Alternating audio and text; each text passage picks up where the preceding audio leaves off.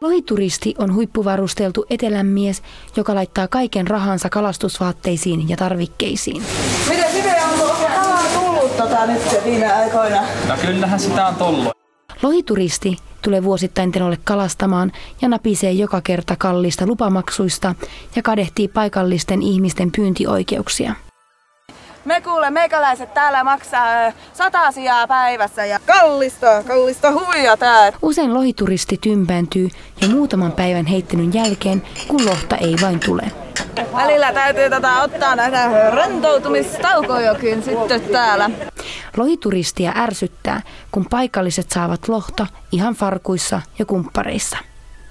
Tästäkin huolimatta lohituristi tykkää opettaa paikallisia ihmisiä siitä, miten lohta tulisi pyytää. Itellä tuli kokeiltua sitä rapalaa, että sitten se on kyllä mun mielestä sitten ei niin hyvä kuin se Nils Masters. Kaikesta huolimatta lohituristi on hyvin harmiton tyyppi. Ei kuule tyttö siinä niin kahlaat, että tässä on hyviä ottipaikkoja kuule, että pitäisi vähän varovaisemmin siinä olla.